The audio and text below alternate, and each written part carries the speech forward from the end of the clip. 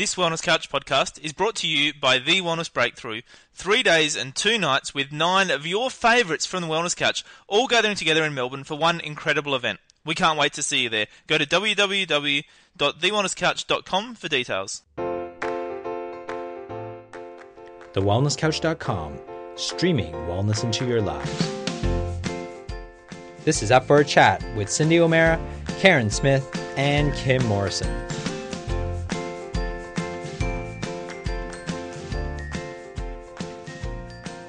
Here we are, up for a chat about the hottest topics that are important to you, inspiring you to awaken the change within. I'm Carren Smith. I'm Kim Morrison. And I'm Cyndi O'Meara. And we're all together once again here on Skype. I tell you what, this is just the shizballs, because it doesn't matter where we are in the country or where we are in the world, we can actually all get together and still bring up for a chat to our listeners. I think it's the gun. I think it's very funny that it's taken us 2 years to actually get on Skype. Let us not speak of that. Oh my God. This is learning. We are actually learning something, and we're educating. We're getting like the wellness guys who never are together and have to do it on Skype, whereas this, it is an education, isn't it? Well, it kind of felt like it was too hard. It felt like it was just all too hard to make it all happen, which then made me think, no, I can't be bloody bothered. But then it got to the point where I absolutely needed it. And you know all it took was downloading a call recorder from the internet. Just saying. That's all. Mm-hmm. And then the call recorder thingy bob does its thing and saves the data file. You know what I'm saying? That's it. I don't have to actually do anything. That is called edumacation. And thank goodness you did it, Carren, because one more thing in my brain, I'm just not sure if I could take it in. I think it does get to explosion point from time to time, definitely. So speaking of education, that's a really uber groovy topic we thought we would talk about today. What do you reckon? Yes. Yeah, especially because the kids have gone back to school after having their, 6 to 8 weeks off, whether it's university students or new students that had just started and mothers having a really hard time letting them go, or other mothers skipping out of the classroom going, yay, I have a day to myself. Does that happen? Well, like the mothers go either way. Mothers either cry their eyes out and are just lost, and other mothers skip their little, out of that classroom going, oh my gosh, I have 6 hours to myself now. What am I going to do with myself? So, it just depends. I think it depends on the kid. It depends on the mother. It depends on what number kid it is. Because I remember number one, I skipped out of the classroom screaming yabba dabba doo. And third child, I cried.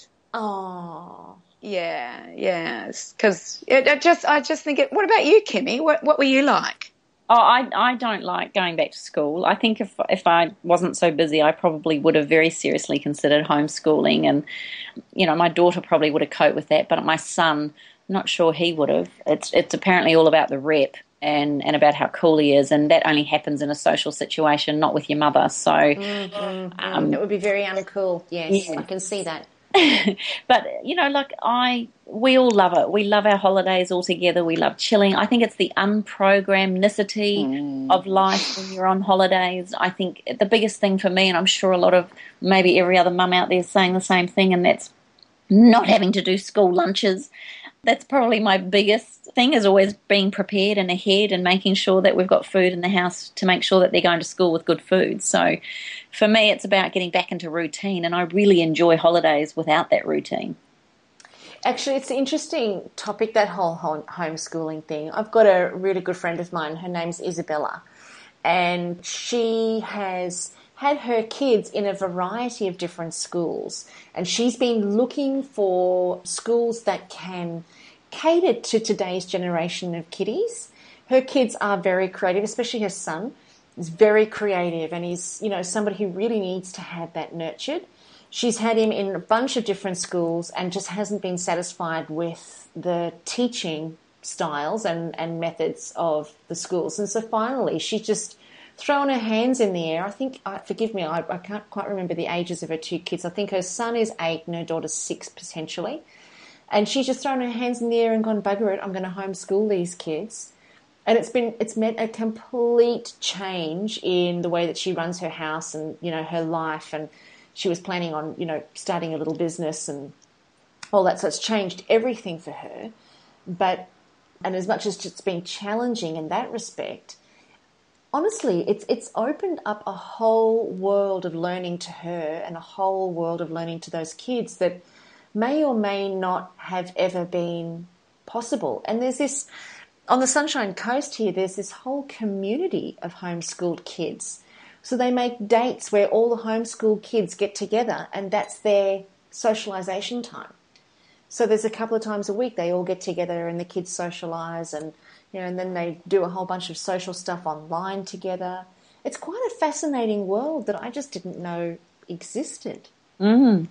And the really good thing about homeschooling families is that when you go to school, you socialise with your same age group. So if you're in prep, you socialise with the prep group. If you're in grade 1, you socialise with grade 1s. And you don't really find yourself socialising with the year 12s or anyone like that. But when you homeschool and you do that social time, you actually find that you socialise, the prep socialise with the year 12s, with every age group. And really school is a little bubble that you live in until you finish.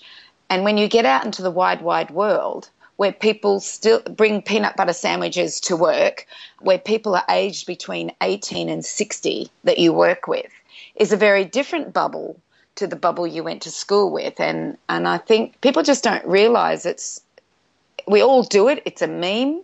You get to you get to age 5, or you do kindergarten first, and then you do preschool.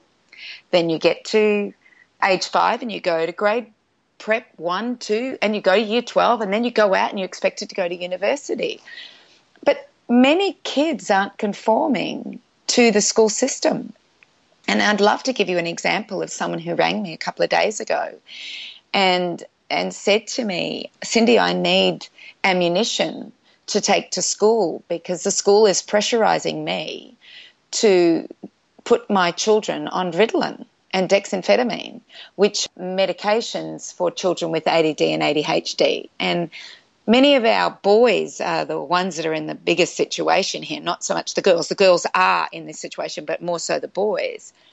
And what happens is that the boys want to get up and play and they're hyper and they learn very differently than the school education system is teaching them. And I think that's why we have these offshoots like Montessori, Steiner, homeschooling, and then from homeschooling there is a branch of different styles, like there is the style for interest-based learning, and then there's rope learning, and then there's, School of the Air, and there's just so many different styles. But, I was in shock that a private school in Sydney is asking the parent to put the kid on drugs so they can teach the kid. I think that's insane. I think it's very... Like what?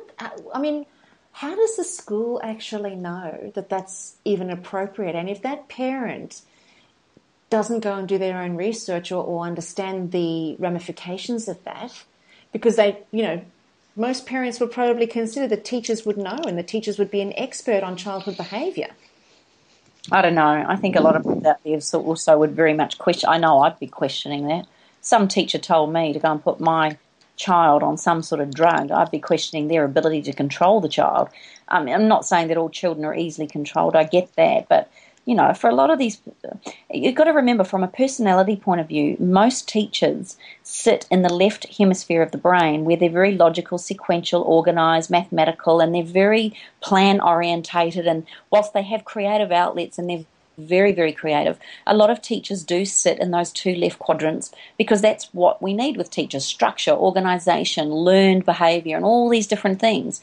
So you throw in a right quadrant child into the mix, and a lot of these very sanguine, playful personality type kids get, labelled as ADD or ADHD, when in fact they're just bored, or they might be a little bit naughty, but, there's ways in which we can support these children, and it's also a little bit, I think, a little bit of responsibility has to come back to, a teacher finds children like that very, very distracting and very hard, and because they don't see the world through their eyes, they can see that child as annoying.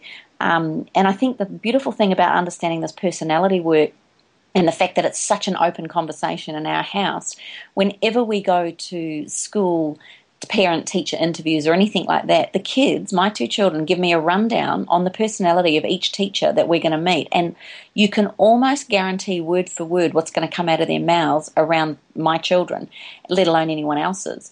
So it gives you, it's not so much ammunition, but it gives you an understanding of why they might think that your child is disruptive. Now, Jacob gets on most of his reports, would do better if, would be much more advanced if he could stop interrupting, would do much better if he stopped talking in class, would do a lot better if he actually let other people have a say. And you know, he just gets this all the time. And whilst I'm sure that's a discipline for him to learn, his personality can't help but do that. So my advice, and whenever I get the opportunity to speak at teacher conferences and things like that about this, I love showing teachers how to get those kids on side and how to actually enroll them and give them responsibility in jobs, and also teaching them about taking turns, because the kids only seeing the world through their world and their eyes too. So it's a case of really learning to understand the ways in which we all differently operate, and that none of us are wrong. We're just different. So my main concern out of a lot of kids that get put onto these drugs, Cyndi, is the fact that they are misdiagnosed as just a little personality sometimes that's just a little bit more out of control, and feed that with perhaps, you know, red colouring or processed foods, and what can be diagnosed as a disease or an issue or a real serious mental condition is actually just mismanaged diet and mismanaged personality, in my humble opinion. And there are, like, if you watch a child that does have ADD or ADHD and severe ADD and ADHD, they have to move constantly. They're jumping around. They just have this wildness about them. And for a parent who's listening to us who has a child like this, who feels that the only way to control these children is through medication, then we have to honour their decision for doing this, because there seems to be no other way. But you think about when you're irritated and your nervous system is irritated and you're annoyed about something, you can't sit. You cannot sit still. And for a lot of these children, they have irritated gastrointestinal tracts, irritated nervous systems. Their body and their brain is driving them insane, and they have to keep moving. And while I say, you know, let's try, you know, Kim, Carren and I would all say this, let's look at food, let's look at trying to figure out what personality type they are, let's look at all of these things. There are some children that, I don't know what it is, but it seems no matter what you do for them, they just don't seem to want to settle. And I think it's because their nervous system's irritated, and we've given them a start in life that's not been the best due to our environmental issues, due to the microbiome we've been given them, due to parenting maybe. You know, we're not given a handbook. Not at all. I think you make a good point here, though, Cyndi, that, you know, there are, and I wasn't, I hope it didn't come across that I was trying to make light of that in any way, because I do appreciate that. I'm sure there's some children that really do need a lot more attention and focus around that. What would you say to people then who are sitting there on the cusp, who maybe are told their children, and I invite you too in this, Carren, because, you know, there's a lot of parents that do want to we all want to do the right thing by our children, there's no doubting it. But what if you've got teachers telling you that your child's, you know, got attention deficit disorder, that they really are not coping, they're rude, they're intolerable, they're whatever. I mean, what would both of your advice be around supporting the child to be the best that they can be and allowing you to try and parent in the best way? You go first, Cyndi. I'll give you the situation that I was in. So my son was in grade 6, and I remember like going to school to do remedial reading with kids and just helping out in the classroom. And I would sit with my son, and he couldn't get the or was. He couldn't get concepts of English and maths, and I didn't really, I just kind of went, why isn't he getting this, And he's in grade 6, and finally I get an amazing teacher, and Mrs. Shorten. If you're listening, Mrs. Shorten, Jane Shorten was the turning point in my child's life. So he's a confident young boy, goes to school, fails miserably, but I'm not told he's failing. I'm just, you get these beautiful reports about your kids saying, oh, what a lovely child, and blah, blah, blah, and blah, blah, blah. And Mrs. Shorten comes up to me halfway through the school, and she said, Cyndi, halfway through the school year, she said, Cyndi, your son has an amazing survival mechanism. And I said, what do you mean? She says, he is a beautiful cheater, and he cheats brilliantly in order to survive school. And I went, what? And she said, yes, he's brilliant at it. Aww. Because that is the way he is surviving and getting through school. And I said, oh my gosh, I didn't know this. Why wasn't I told this years ago? And so we made a decision at that point that we were going to take Brogan out of school and we were going to homeschool him. And we took him out of school. We had him diagnosed for where he was in the school system. So not diagnosed for ADD or ADHD or anything like that. This was a kid that was losing his confidence, and his only way of survival was to cheat. So we took him out of the school system. We had him diagnosed for where he was. He was at the beginning of grade 3, and yet he had made it to grade 6 through his survival mechanism, and that was his survival. Like, other kids might use another survival mechanism, but I'm just telling you what Brogan did. So we took him out of school. We found a homeschooling program that we absolutely loved, and the girls came out too. And the girls were surviving well. They were doing really well in school. There was no problems with them, but we thought we'll take the girls out of school also. And we homeschooled them for 3 years.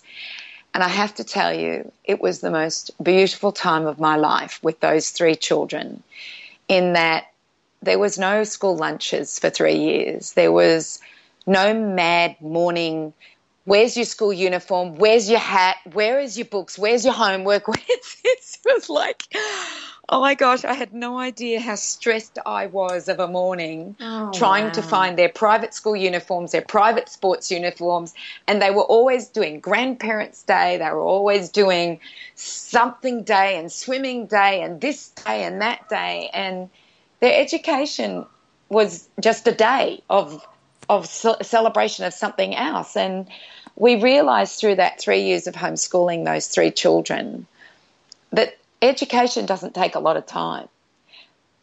So if I went through from the beginning, so we had it very structured from the beginning. So I would get up with the kids. They would put any clothes on. They didn't have to put their private school clothes on. They would put their clothes on. We would have a lovely breakfast, and then we would sit around the dining room table and we would school. And we would go through each of the, they had 4 subjects that they did. And Brogan, what we had to do with him was that he had gaps in his schooling.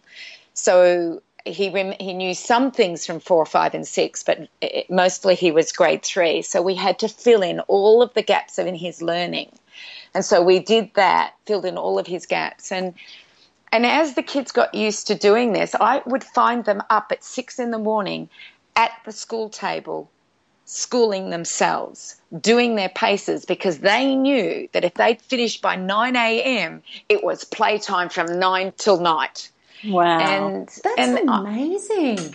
Look, we had the best time, the best 3 years, the most relaxed, calm.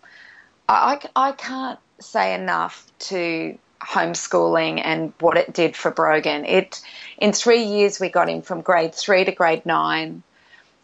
And the girls, they just excelled. They all excelled. And, Brogan finished year 12 with a really good OP, which is a Queensland rating. So he finished with an OP that could get him into engineering. So sometimes, like I said to this mother that said to me that, this private boys' school was wanting her kids to go on drugs, I said, how dare they? How dare they ask you to do this to your children? Because we know that this is fact, that these drugs that we put our young kids on, the likelihood of them doing harder drugs as they get older are far greater than if you don't put them on it. And I know it's a struggle. And like, I took 3 years to get my son back. And Howard and I were in this together, and we did this to get him back. And I know another mother, Ricky, and I talk about Ricky all the time. You know that, my beautiful swimming and walking partner. She did the same things. Tayla, her son, was doing really badly at school, and she said, I have to do something. And she took him out of school, and she actually took Taylor out of school 6 months before I took Brogan out of school. And she found the education program that I use. So I had a mentor, and we talk about mentors all the time. And I had a mentor who said, this is the most amazing program, Cyndi. Every pace, and they're called pace, every pace has a virtue. And they start with a virtue, and then they're told what they're learning for that book. And then it was just this beautiful way of learning. I loved it. It was called an ACE program, the Australian Christian Education Program, and I just absolutely loved it. Whereas I saw other people doing homeschooling with School of the Air, and I saw the frustration in the parents with some of the School of the Air. So I'm really pleased that I picked this program. But there's lots of programs out there, and it's horses for corsets. It's about picking the right one, and then getting exposed to other homeschooling families, and so that they can socialise and they can do sports. Like, my kids would go to sports afterwards, or we travelled throughout that time as well. So we were free as birds. There was no, like, I heard on the radio the other day that in Sydney that the school principals were discouraging parents for taking their kids out of school, that they should not take them out of school except in school holidays. And I kind of go, oh my gosh, what is it becoming, a prison now? And they forget that often that family time, or the time that the family gets to be away, is far more emotionally stabilising, nurturing and encouraging than staying at school and missing out on a family trip or being together as a family.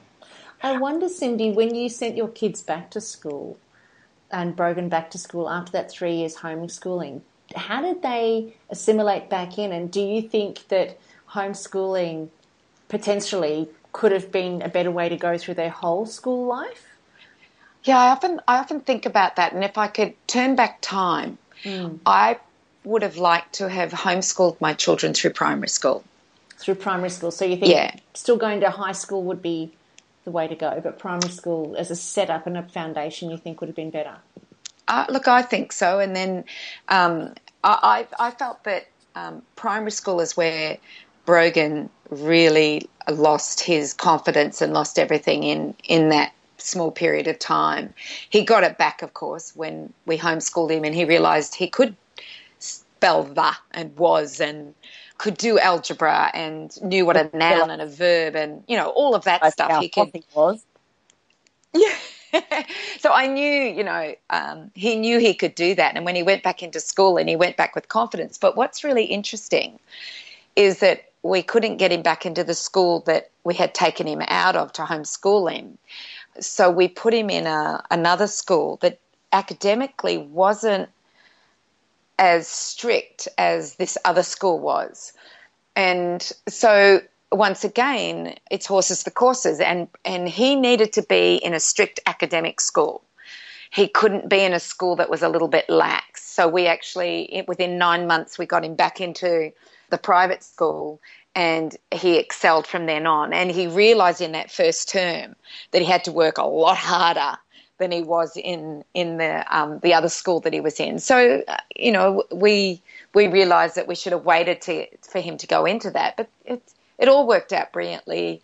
He cruised through year 11 and 12, and I'm so proud of what we did as a family in order for our son to survive. And the girls, who knows where they would have gone, I don't know, but they did brilliantly in their schooling career as well, and off to university. Like, Brogan went and did a trade, whereas the girls went and have gone to university. And I encourage parents, if they are having children that are struggling, to really consider looking at a homeschooling program or looking at a different type of schooling program such as Montessori or Steiner, because they might find the answer to their child that is a little bit or a child that needs to be on medications because that's what the school believes that they need to do. And Cyndi, I'll ask you a question. Do you think to be a homeschool parent you need to be a certain type or have a certain awareness yourself? As in, I mean, I'm just trying to picture a frazzled mother trying to then homeschool. I mean, you talk about it sounding so idyllic, but I'm sure there's a lot of mums and dads even out there that they themselves emotionally may not be in a good place to deliver that sort of a program in that environment. What's your thoughts there? Look, I agree that there are probably some parents that would really struggle with this, but then there are some parents that it'll be the best thing for them, and I think parents know, but don't think that you can't teach them. If you're considering this and you're thinking, well, I only went to year 10 or I don't really understand nouns and verbs, because what was amazing is that as my kids learnt, I actually relearnt. I actually relearned division and multiplication and all of those things. And I went, oh my gosh, I didn't realise that that's the way you did it, and the nouns and the verbs and the pronouns, I could never get them, never. But by the time my kids had finished, I went, oh my gosh, I know what an adjective is now. And I know what, so even though I went to university, I did science at university. But to go back with my kids and go back through all the groundings of this, I loved it.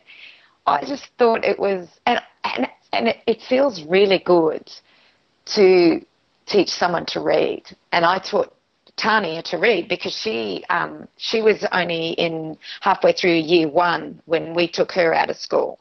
So it's kind of a cool thing to be that person who actually teaches your child to read.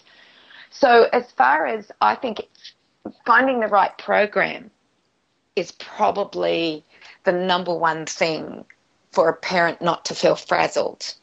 And I believe the program that I found was one of the least frazzling school programs that I could have done because everything was written out for the kids. Everything was in books. I just sat there with them. Sometimes I would cook, by the way.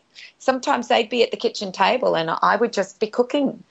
And they would ask me a question and I'd go over and I'd say, no, I think it's this way, honey, or perhaps try it this way, or read that question again. And I remember one time, I'll never forget this, is that because it was a Christian-based schooling program, and I remember there was this scripture. And a lot of the scriptures were brilliant. They were virtues, and we went through all the virtues, and the kids understood virtues, and I thought that was a really good thing to do. But I remember it being like this, and a woman's place is in the home, and a man's place is, and I went, I don't think so, and I was really upset by the program, and I was like, I rang Ricky, and I went, I cannot believe it. It says this, and she goes. You know what the cool thing is, though, Cyndi? Selective teaching. Well, no, she said what happens is that your kids are learning things at school and you can't argue against them because you don't know what they're learning. But here you are, they're being taught something and you can have a debate around whether you agree with this concept or not.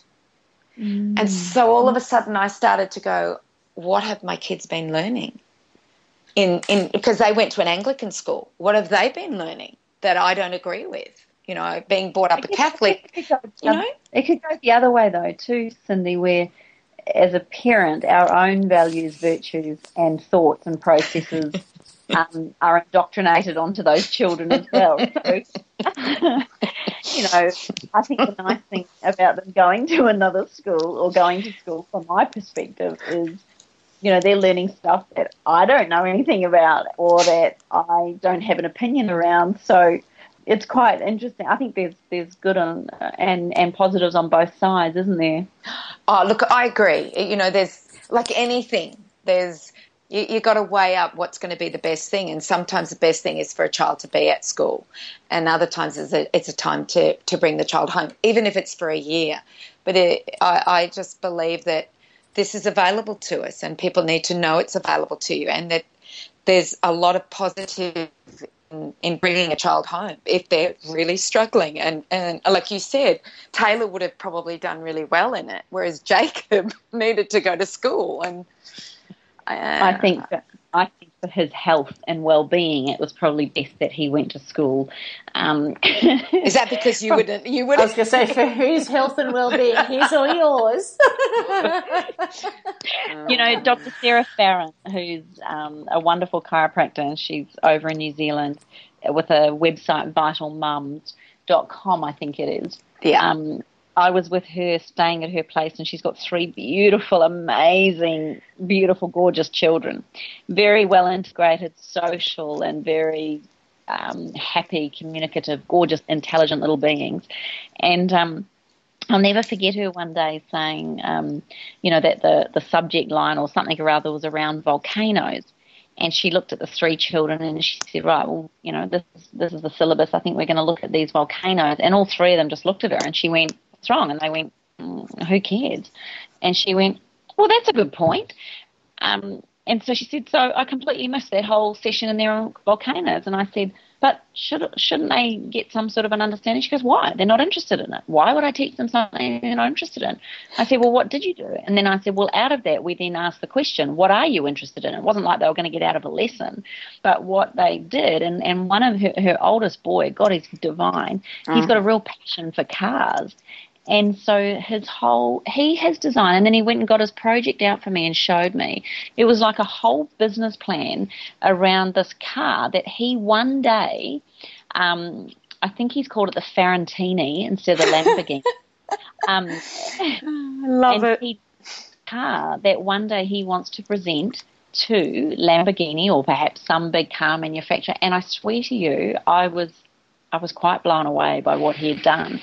So I think what I really loved about her philosophy around it is just how gorgeous it is to inspire children to learn what they want to learn. Just to say that Sarah homeschools her children, and she has from the very beginning. They've never gone to school. And I believe she does interest-based learning. Would I be right, Kim? She's an interest. I think so. Yeah, when they're interested in something, they learn about it. Yeah. And she has all those 3 children. They come into her practice and they all help in the business and they all have jobs to do in the business, and then they go home and they eat a very paleo way of eating, and they're very structured in many of their ways, but it's kind of, I don't know if holistically structured is the right way of looking at it, but it's very it opened up my eyes. I didn't know if I'd missed the boat too late or if I'd, done too much, because I'm very active with my children and with their learning. When they were at primary school, I spent a lot of time in the classrooms with them and offering to help, because I wanted to see what the teachers were teaching, and if I didn't agree with something, I could, or if I found, my children didn't agree with something, I found it a really nice way to communicate our differences of opinions at home. But at the same time now, I'm kind of like, well, Taylor's just started. She just walked in the door and said, well, Mum, that was my first day of school ever. And I just looked at her and went, oh, my gosh. Wow. Everything this year is going to be the last of everything, and I'm out the other side and I'm sitting there going, oh, my gosh. And I look at her who has decided not to do an OP, which is that level of education you were talking about, up in Queensland. She's decided not to do an OP because she does 30 hours of dance a year.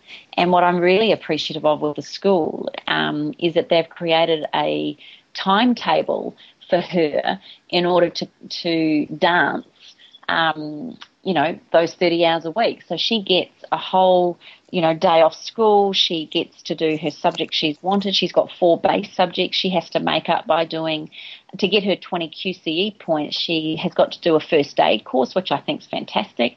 She also has to do one university thing where it could be hospitality or something around there, which I also think isn't a bad thing. And then she will come out with her 20 points, as well as the prerequisites to do a dance education, which is her absolute thriving passion. And I just thought, oh, I'm so grateful to have a school that's embraced her passion, her love and her desire, as well as she's got I guess you'd call it a formal education. It's really interesting. There's a guy that I interviewed on Carren's Couch called TK Coleman, and he is one of the education directors of a business called Praxis, and they're in the States. They haven't come over to Australia as yet, but their whole concept is around, like a shift in the culture and a shift in the way or the kind of kids that we're turning out of school. Because traditionally in the past, because our education system, and this is what he was saying off air, was traditionally our education system has been geared around producing people to work for the man and go and get jobs, go through to university, land up with a HECS debt, and then, go and get a job to pay back that HECS debt. So then you land up in the working system. So you become one of the workers and the working class people.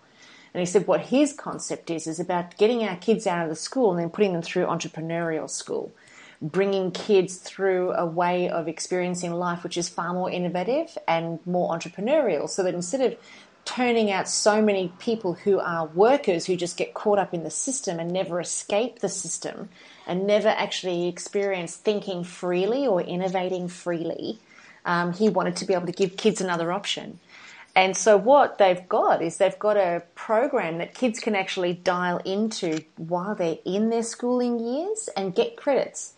So they go and actually work in an organisation, but they don't just become a worker in an organisation.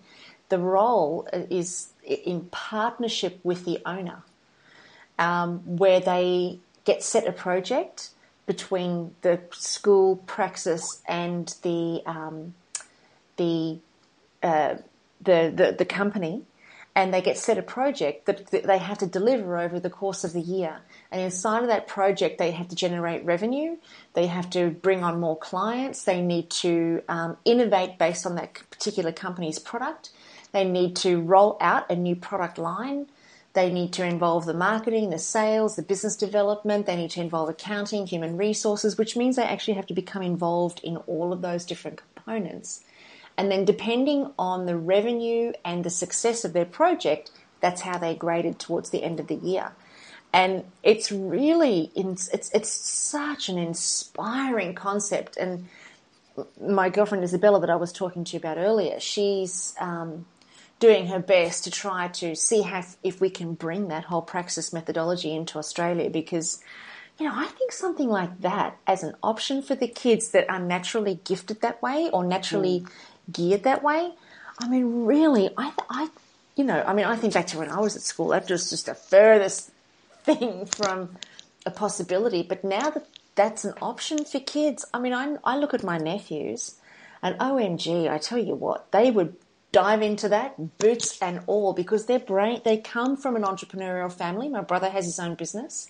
My dad had his own business, and all of us kids have our own business. So it's only natural that that's all that they really know. So for them to be able to have an opportunity to learn how to develop their entrepreneurial adventure, and skills, I think would just be wicked. Just wicked. There's a thing at school this year with Tayla with year 12, and we actually met up with a girl who got an OP1 last year, and she's gorgeous, and Tayla and her were just having a chat about, their biology. She did biology last year, and in fact, apparently the teacher, who was so sick of people handing in their EIs, their extended experimental investigation, that's this thing that they have to do as a part of their biology. They have to submit this somewhat 40-page investigative report and everything around a topic that interests them. And Tayla kind of was umming and ahhing, thinking, I'll probably just do it on, beans and the effect of light and soil and all of that sort of thing. And then she found out through this girl that this teacher is sick and tired of plant EEIs and to do something different. And Tayla told her that, in fact, her EEI that she submitted last year was one of the best he's ever seen, and she did it on the viability of bull sperm. Her mother's a vet, and she did it on bull sperm, and the fact that the sperm had a much higher hit rate, if you like, with when it was suspended in organic egg yolk, as opposed to inorganic egg yolk and free-range egg yolk. And it was just, even listening to her talk about her conversation, and the protein in an organic egg seemed to hold the viability and the strength of this bull sperm far better than what it did a free-range or an inorganic egg. So, oh my. Yeah, we were having this conversation and laughing, and then anyway, so she goes to Tayla, so what do you think you'll do yours on? And she goes, well, I don't really want to do it on beans. Anyway, a topic that's come up in our house is protein powders, and how much my son thinks that mass nutrition protein powders are the best thing out there to bulk up and look extraordinarily, amazingly bulky. And I love your voice as you say I know. Anyway, that's hysterical. Bless their heart. Anyway, and I keep trying to tell him that having a good piece of red meat and a smoothie with an egg in it probably have a far greater impact as a post-workout blend than any smoothie that he's thinking of. Anyway, so Tayla has decided that her EEI this year is going to be based on the effect that these protein powders, which are the best protein supplements and things like that to use in, for boys wanting to gain bulk, which I thought we're just going to have a ball. And now I'm on board with that. I'm going, oh my God. And she goes, do you think we could sit down with Cyndi and just go through a few things about how we measure, whether we have to look at the ketogenics on this, or is it ketones we're measuring? How do we measure amino acids? And I'm just sitting there, and the three of us were having this wonderful conversation, and I thought, oh my God, this is learning. This is how I love the process of learning when we go here. It became from studying a bean, photosynthesis and the chlorophyll levels in beans, to understanding how things in everyday situations, and how can we convince our teenage boys that Inca Inchi would be a far better protein powder, or, would be much better than egg. Yeah, yes, or an egg, just our normal foods. I know. Oh my gosh, we're going to have to get to Mr. PhD and set up a whole experiment around this. I know. I got all excited. I thought, oh my God, Cyndi will get excited about it. So yeah, it's a really, really, really awesome. That's how I see learning. So I wanted to ask you both, from this point of view, from your own schooling perspective, did you both know what you wanted to do when you were at school? No. I thought I wanted to be a secretary, and I thought I wanted to be a teacher, until I went and saw, I think I went and saw Anthony Robbins when I was, oh no, it wasn't Anthony Robbins, it was some other motivational speaker. I think I was 16, and I went with my sister, who'd just gotten into sales, and she took me with her, and I saw this motivational speaker standing up on the stage, absolutely lighting up the room like a Christmas tree, and I went, that is what I want to do. That's exactly what I want to do. But of course I had 100 careers between then and now, which included beauty therapy, accounting, journalism, real estate, recruitment. I love it. I just wanted to marry a farmer and have 12 children. That's what I wanted. How'd it work out for you? Yeah, no, did it? Didn't marry a farmer. I didn't have 12 children. But I always said I'd be a secretary to a multimillionaire who was a farmer who I could have 12 children with. That was always my ambition as I grew up. But I think, that the reality of that just didn't quite happen. And my love of nutrition caught hold of me, I think, when I was about 19. So that was it. That was all I wanted to do, was do nutrition. Yeah, but I have a question. Kim, what about you first? What about you? What was your ambition? Oh, I wanted to be a lawyer because my mum worked in a law firm, and I helped her in school holidays, and so I just thought that looked pretty cool because they had typewriters, electric typewriters, and And I'll never forget Carol, who was the secretary in there. Mum was one of the secretaries, but Carol was also a former Miss New Zealand. So she was this model with her long dark hair and these high-heeled shoes. And I just looked at her and thought, that's what I want to be when I grow up, looking like her. And she seemed so intelligent with these headphones on and this electric typewriter. So that was one career. And then the other career, because I loved animals so much, was to be a vet. And then the weekend, our 2 dogs both died, I so went off the idea of being a vet, so that ruined it. And then when I left school, I went straight into a business law school at ATI and lasted 6 months and realised that's the last thing in the world. It was the most boring thing you could ever have put someone like me in to do. So I don't know if I know many 40, 50 and 60-year-olds that still don't know what they want to do. So I think to me it's more about for me, one thing led to another, and I don't think any path is wrong. And I think that's something that I've tried to show my children, that I just encourage them to live something that they have a passion around, or that they are that wakes them up excited every day. And for Tayla, to watch a young woman who is so driven from such a young age and so focused on one thing, I feel very blessed to actually witness that and to watch that. And to see Jacob flourish, become this young man and formulating his own opinions and his own values around. And I can see some of it sometimes is so bleeding well immature.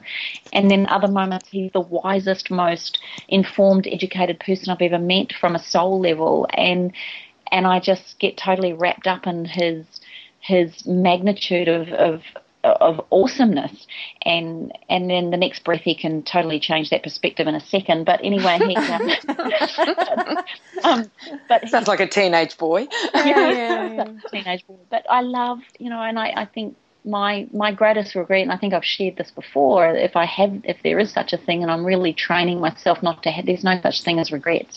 But there was probably a time when I've always felt that because I don't have a university degree, I'm nobody. I don't have enough to offer, and people won't listen, and I'm not intelligent, and I'm not someone that anyone would value the opinion of, and I had to really fight that, because I realised, that a university degree it's not necessarily the be all and end all, but there's other ways of creating an education, and education sometimes is life and experience. And when I look at what we've experienced growing up, and that my mum had to work 3 jobs and I ran the house from 9, I realise why, even though it's not my natural nature to be systemised and organised and very precise in my home is such a well-oiled machine. And I look back at from the age of 9 and not knowing any different, that, you could say that was a degree in home management from a young age, and so what is a degree and what is an education? And to me, being around you two and listening to you both, I just, I feel so excited. I just enrolled in an MBA and I got accepted because I thought, oh my gosh, you two are going to be so proud of me. Congratulations. I know, but then I found out the program is 20 hours a week, and I need to stay on call, and it's going to cost me $20,000 to do it, and the whole thing. And I looked at it and I went, okay, well, it's not that I still don't want to do it. It's just that right here, right now, with 2 teenage children and a thriving, very hungry and fast-growing business and people depending on me, I realised that, that can go on hold. And it wasn't until you, Cyndi, turned around to me and said, the money you've invested into your business coach and the way you're running your business and what you're learning and understanding, you're actually doing your MBA by running your business. And that completely was like a massive aha for me, that my goal now is to run a successfully thriving business. And I think once I feel really established in that, I'll feel I've got my MBA. And Mum, that's bloody awesome is actually what the MBA stands for. Oh, I love that. Nice I do love it. Now, look, I have a question for you. And the questions come up because of something Carren said. And, Carren talked about kids in school being able to go and do something that's quite entrepreneurial. But like any system in life in the world, such as the bees or the ants and even the human race, we have our entrepreneurs and we have our workers, we have our analyticals and we have our creatives, we have and Kim, your understanding of personalities and what's the best work for them or the best career for them is I think compelling. So I look at school, and school is all teaching the same thing the same way, and it's obviously not right for every one of us because we're all so different in our personalities and in our the way we think, in the way we want to do things. Like there are some people who just are very happy with just working 9 to 5, having a job, security, free weekends, don't have to think afterwards. And there are other people that would just drive them, like my husband, to their grave very fast. So it's here we are. We have a system that just is the same system and doesn't allow for these different personalities, these different needs of people. And that's what I find really sad in the education system. There's a learning style called format, which I use in my seminars and my programs. And it was discovered or developed by a woman by the name of Bernice McCarthy. If anybody's interested in it, you can go to the website, which is actually all the W's, aboutlearning.com. And it's format, the number 4, M-A-T. Oh. And it talks about the different learning styles. And the kind of learning style that we are as a child doesn't change as we get older. So there are what learners, why learners, how learners, and learners that need to ask, what if I do this? What if I do that? If I do this, what will happen there? And they're more your kinesthetic learners that need to actually touch and feel and try something out in order to learn. And the beautiful thing about this format is for schools like the Montessoris and the Steiners, they actually use this as a learning strategy to make sure that all the different learning styles are covered. As opposed to traditional curriculums that actually only cater to the how learner. And it's actually quite fascinating to see where, and it's probably more obvious now because our kids are far more diverse and less likely to manipulate the system these days because, kids I know in my school we were very conformist. You have to conform to the way that you're being taught. And if you don't conform to the way that you're being taught, you get left behind. And that's where, kids obviously just slipped through the cracks back then. But it's less likely to be happening now. I think we're a lot more aware. I hope that we're a lot more aware. It certainly sounds like we're a lot more aware. But this learning system is actually really, really cool. So I think for parents, if you've got kids in schools and you can see that your kids are struggling, dive into this format learning style, and it may even just be a place to start where you can start supporting your kids with their homework. And if you can figure, there's an assessment there that you can give your kids to see what kind of learning style they are. And based on that assessment, then perhaps when you're helping them with their homework, you can kind of reword it or reframe it in a way that works for them. Nice. I love it. That was a good thing about homeschooling. There was no homework. That would be awesome. No homework. No homework. Like homework. Why can't they get it all done at school so they can come home and chill? What is homework? Well, we used to do it in 3 hours. They're at school for 6 hours, and then they have to come home and do homework. Well, we were finished within 3 hours. Like I said, the kids would get up at 6 and finish at 9, or we'd start at 9 and be finished by midday, and we'd play the rest of the time. So I think there was a show on television actually questioning the validity of homework for kids. And they found that in a research done, I think there was something like 1,700 children didn't do homework versus 1,700 children that did do homework. And then after 6 months, they reassessed their ability to learn and retain information. And the kids who didn't do the homework showed no signs that not doing homework was detrimental to their learning. Well, I'm sure Jacob would agree with that. I mean, the kid always shows me his report with his B's, B pluses, and the odd C here and there, and that's on no homework. always disrupting a class and being a little fiend. And I always say to him, imagine if you applied yourself a bit more. And he goes, what's the point? And I kind of think, well, geez, what do you answer with that, honestly? Yeah, what do you answer with? You can run, but you can't hide. Exactly. This has been a fascinating podcast, hasn't it?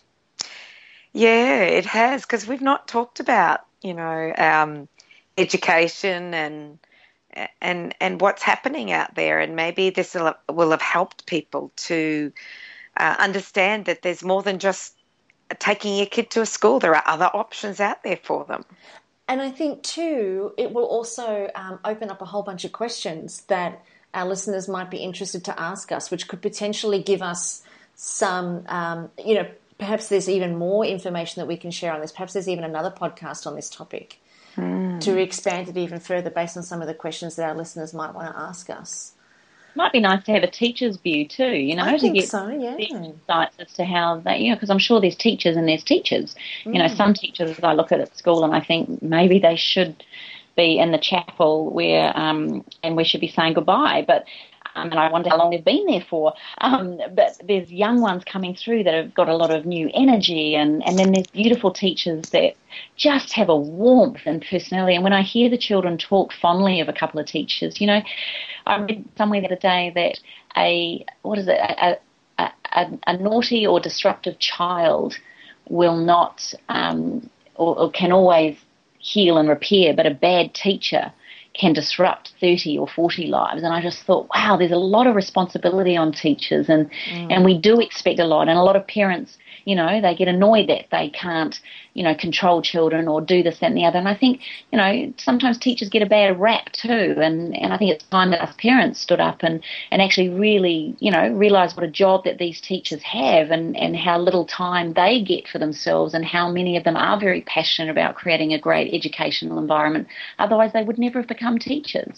And I think, to put blame on teachers or schools or to do that when, I think it takes a village to raise a child. And I think, that's why I'm always up at the school, for Jacob. But I'm always up there, but I'm also very involved. And it's lovely that they know that we've got a child like that, but we adore him, and they see that in him.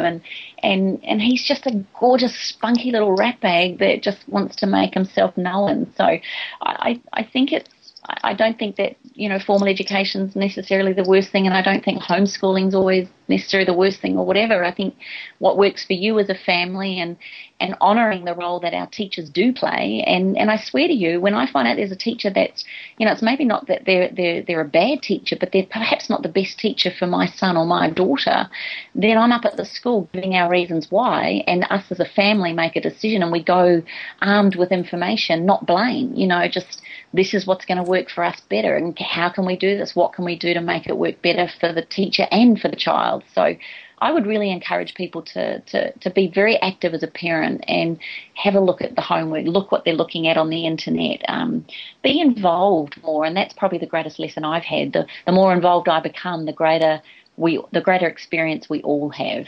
You know what I'd like? I'd love for somebody out there, if maybe one of our listeners, because we're starting to get some teachers actually listening to the show, I would love to get somebody out there who's either listening to the show or has a family member or knows somebody who is a teacher that has experienced contrasting methods, or not contrasting necessarily, but different methods of teaching.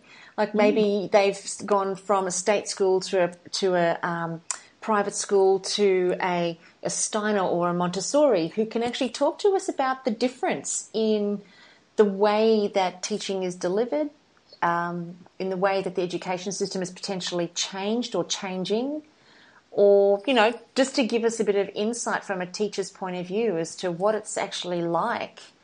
Because we all know what it's like from a student's point of view, because we've been there, done that, got the T-shirt, but it'd be interesting to know really what it's like from a teacher's perspective. And, how things have changed in the last, say, 10, 15 years in teaching, and has it changed at all? And how does a teacher who's very maybe, there's teachers like Cyndi is in the nutritional world where they're trying to make a difference, or they can see a beautiful avenue of creating a different way of expressing and learning, but they're institutionalised and they're not allowed to step outside the boundary. It must be very challenging for those teachers too. Yeah. Very cool. Very cool. You know what, I remember Danny has a real love of history, and I always felt that history, schmistery, been there, done that, it's been and gone, people move on, never really had an appreciation around history until I went to Europe and stood in 900-year-old churches and stood in the room where Mary Queen of Scots slept and stood looking up at the Sistine Chapel that Michelangelo had painted. Like, it's not until you're in those, I don't think there was any connection for me to history. But I said to Danny, well, what gave you your connection? His teacher, apparently the first year he was studying history, was all dressed up, standing outside the classroom, looking in that glass window that looks into the classroom, and kept walking past, to the point where all the kids started going, who's walking past the classroom? Like, no one came in. And then finally he walked in the door dressed up as, I don't know, Julius Caesar. He had a toga on him or something. I don't know. He was all dressed up, and he came in and presented to them as if he was Julius Caesar. And he just said it was the most fun and the most amazing class, and his love of history and Danny's ability to regurgitate information, and he loves reading history books and watching documentaries. And I think, wow, one teacher created that impact on his life, to have a lifelong love of something like history. I mean, it's moments like that, isn't it, that can create a whole path for somebody. Yeah, I think so. It's like those teachers who really do dive into the joy of learning, I think, is awesome. That's just awesome. I thank you teaching us, you two darling teachers out there. Love you two, and all that you teach me and all of us listeners. Just love what we learn from each other, and totally adore you both. Right How back beautiful. at you. Right back at you. All round. High fives all round. High fives. Virtual. So that brings us to the end of today's podcast on education and homeschooling and what it's like. So, as we said, if there's anybody out there who's got any experience in teaching in our schooling system, we really want to hear from you. We really want to hear about how things have changed or not changed and what your thoughts are. And anybody out there who is homeschooling, if you've got some suggestions on different homeschooling techniques or methods, post them on our Facebook page or on the website. So you can go to allthews.facebook.com/up-for-a-chat, or you can also go to allthews.thewellnesscouch.com/up-for-a-chat. So make your comments and make your posts there, and we'll make sure that we get back to you personally, and we'll also potentially, raise some additional questions that we could answer on air. So go ahead and do that, and we will look so forward to hearing from you. So join us here next week, same time, same station, on Up for a Chat, and become part of the ripple effect that's changing the world. All our love. We'll see you next week. Bye for now. Hello, Marcus Pearce here, CEO of The Wellness Couch and co-host of 100 Not Out and Inside the Champion's Mind. If you are champing at the bit to take your 2015 to the next level, then I invite you to this special one-night-only event on Thursday, February 5. The Exceptional You Unleash Your Greatness is a boutique 2-hour workshop on designing your very own unique exceptional life blueprint. How have the most magnificent people ever to live conducted their lives? What wisdom have they passed on? What do they eat? How do they move? How do they think? And how can you be one of them?